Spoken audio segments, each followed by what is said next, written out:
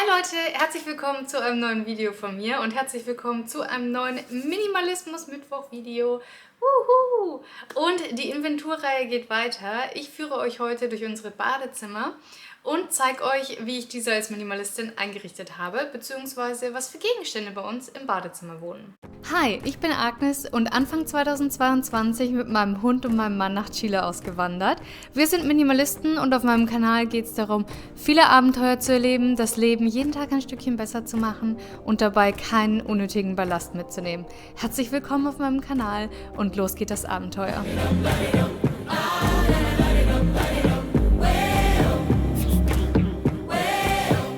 Wenn ihr meine Wohnungstour gesehen habt, dann kennt ihr schon unsere Badezimmer und wisst, dass wir 3 Stück davon haben, was ein bisschen übertrieben ist. Aber das liegt so ein bisschen daran, wie die Wohnungen hier in Chile gebaut sind. Wir fangen mit dem kleinsten an, das ist das Besucher-WC. Und dann zeige ich euch nach und nach alles, was wir haben. Und am Schluss auch noch meine kleine, aber feine Make-up-Sammlung, die übrig geblieben ist von damals, als ich Make-up-Queen war. Wir starten mit dem Gäste-WC, das direkt am Eingang ist. Und hier gibt es nicht so wahnsinnig viel zu sehen. Der ganze Raum ist relativ klein, aber das macht nichts, denn er erfüllt natürlich völlig seinen Zweck. Die einzigen Einrichtungsgegenstände, in Anführungszeichen, oder gekauften Sachen, die wir haben, sind eine Seifenschale aus Holz, die ich sehr schön finde, die ist von Zara Home. Und eine Seife, das hier ist die Hafenmeister-Seife von meiner Schwester. Meine Schwester hat nämlich eine Seifenmanufaktur. Wenn ihr euch dafür interessiert, ich verlinke sie euch unten.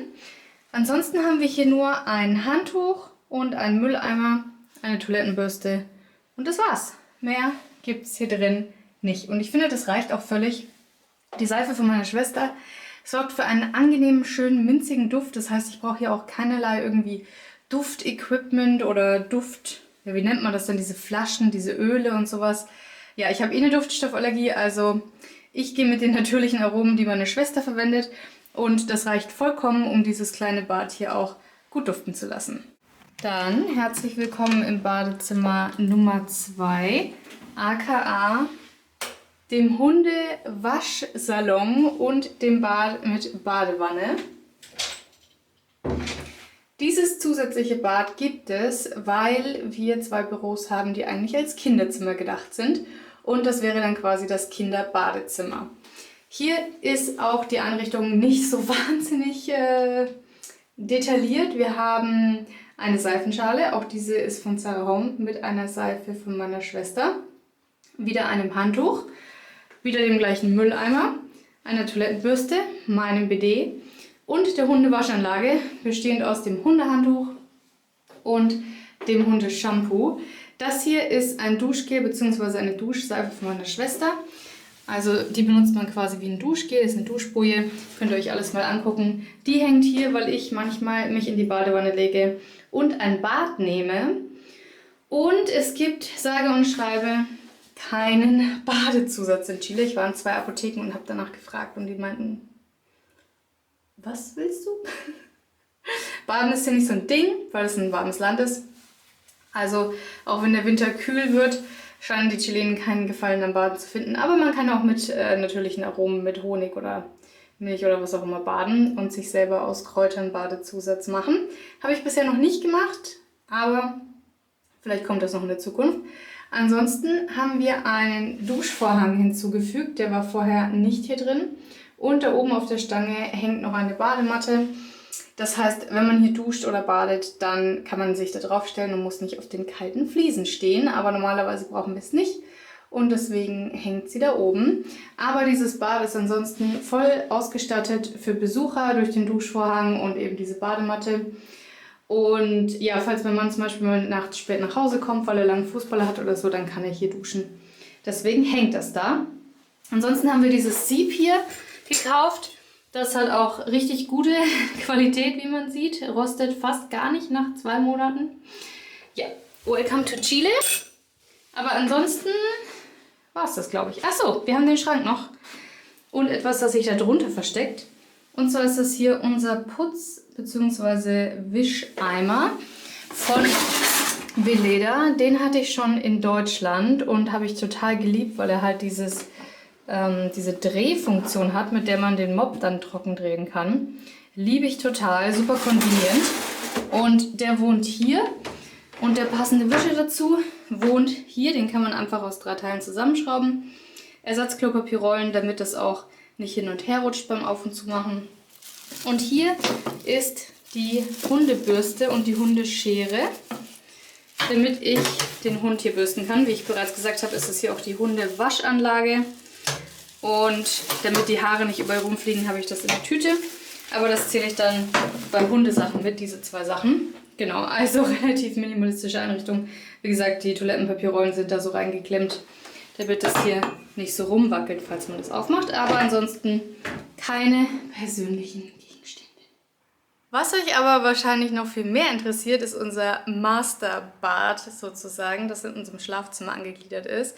Und das ist das Badezimmer, was mein Mann und ich eigentlich benutzen, für uns selbst, zum Duschen, zum Zähneputzen, zum alles tun. Das ist also genau hinter unserem Schlafzimmer und das sieht so aus, das habt ihr auch schon mal gesehen, falls ihr meine Wohnungstour gesehen habt. Und hier haben wir eine schöne große Dusche und 2 Waschtische. Fangen wir mit der Dusche an.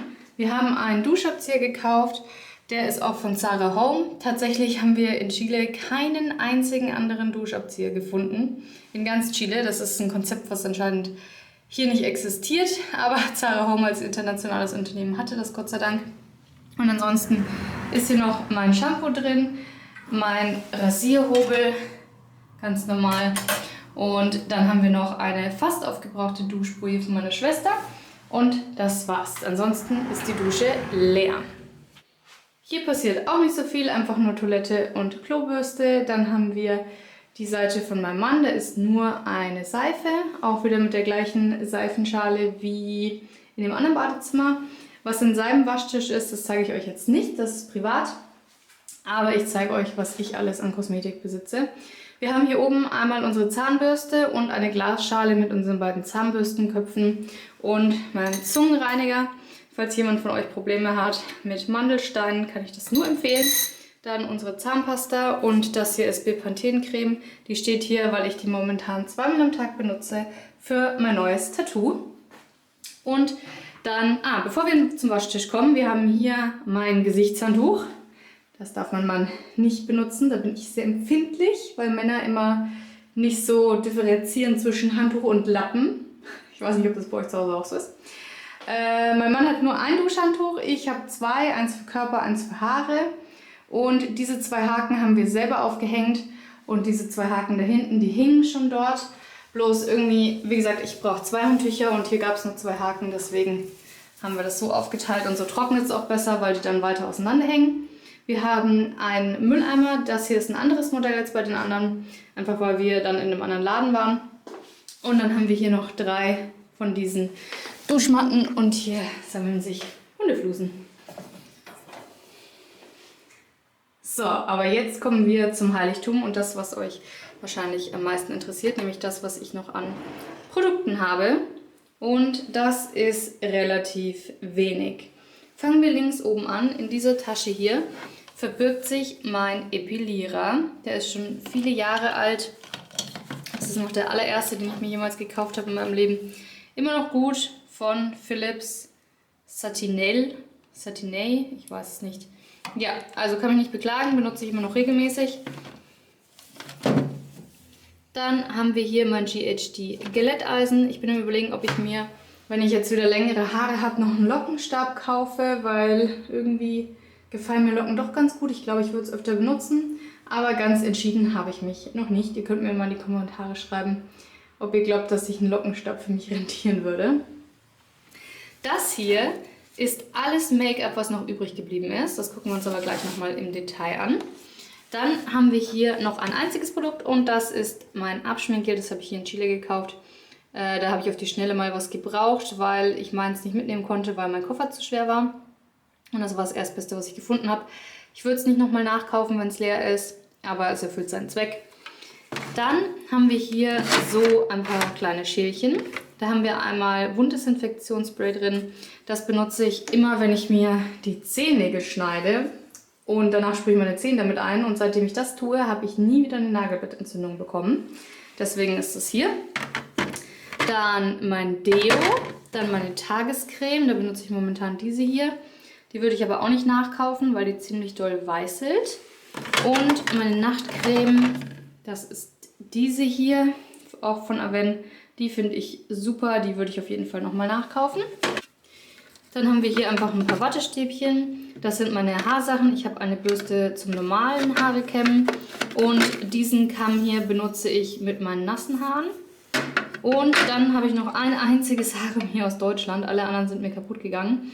Deswegen habe ich im Supermarkt eine neue Packung Haargummis gekauft. Das ist die hier mit 18 Stück. Das heißt, da geht es jetzt dann bald los, wenn der hier auch den Geist aufgibt.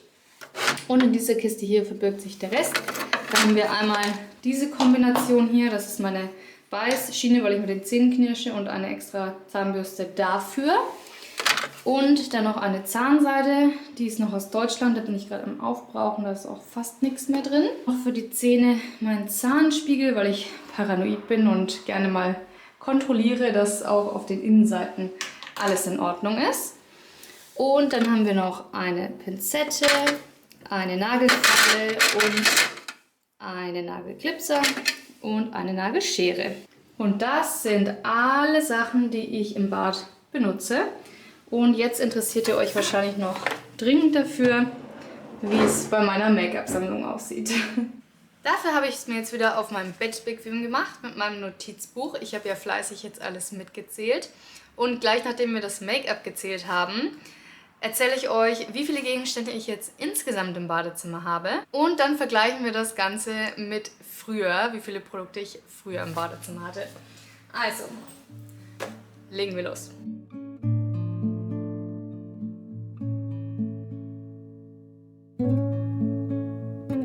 Wo wir gerade dabei sind, ist, glaube ich, der Zeitpunkt gekommen, meinen Eyeliner auszutauschen. Ich habe hier noch einen ungeöffneten. Und den hier habe ich noch aus Deutschland mitgebracht, der ist von Turn It Up. Den habe ich auch heute verwendet, aber da muss ich schon 1000-mal drüber gehen, dass da überhaupt noch ein bisschen Farbe rauskommt. Deswegen glaube ich, im Zuge dieses Videos werde ich den jetzt mal entsorgen und nicht mehr mitzählen und dann den neuen hier öffnen. Der hier ist von L'Oreal. Ich mag eigentlich Turn It Up lieber, aber das bekomme ich halt hier leider nicht. Das ist auch der Grund für manche andere Marken, die ich hier benutze, wo ich in Deutschland tolle Alternativen hätte, die vegan sind und ohne Tierversuche und all das. Aber ja, ist hier ein bisschen schwieriger alles. Okay, das ist ja wirklich nicht mehr so viel. Ich habe 3 Pinsel, dann ein individuelles Blush von The Body Shop. Das ist das 03 Coral Blush, aber keine Ahnung, ob die das noch haben, das ist schon uralt. Dann den The Body Shop Honey Bronzer in 03 und von NARS, das müsste genau der Laguna Bronzer sein. Das ist das einzige NARS-Produkt, was übrig geblieben ist von dem NARS Adventskalender, den ich hatte, ich glaube 2018 oder so. Schreibt mir mal in die Kommentare, ob ihr damals noch dabei wart. Da war ich noch ziemlich Make-up verrückt und ich habe mir diesen Adventskalender von NARS gekauft. Und ich glaube, der hat irgendwie über 200 € gekostet. Und im Endeffekt, alles, was ich davon noch habe, ist das hier. Und NARS ist nicht mal eine Marke, die ich jetzt noch wirklich unterstütze.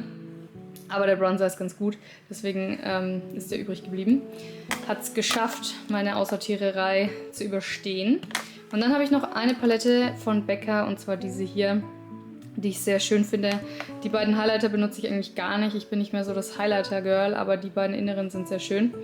Deswegen brauche ich die auch noch auf. Dann haben wir einen einzigen Concealer. Das ist diese hier. Den mag ich sehr, sehr gerne. Wenn ich den jemals aufbrauchen sollte, dann würde ich den auch nachkaufen. Eine Mascara, die ist noch ungeöffnet. Das ist die Glam & Doll, die habe ich aus Deutschland mitgebracht. Und das ist meine Notfall-Mascara, falls mal mit meinen Wimpern irgendwas schief geht, dass ich mir keine Wimpern-Extensions mehr machen kann. Da gibt es verschiedene Möglichkeiten, warum das der Fall sein könnte. Zum Beispiel, wenn wieder die Pandemie kommt und es halt Kosmetikstudios schließen müssen, wenn man eine Infektion im Auge hat oder was weiß ich, mir das Geld ausgeht dafür oder whatever. Deswegen habe ich immer so eine in petto. Eigentlich bräuchte ich sie, glaube ich, nicht, aber ich habe sie damals mitgebracht, auch weil ich nicht wusste, wie es mit den Wimpernstudios in Chile funktioniert.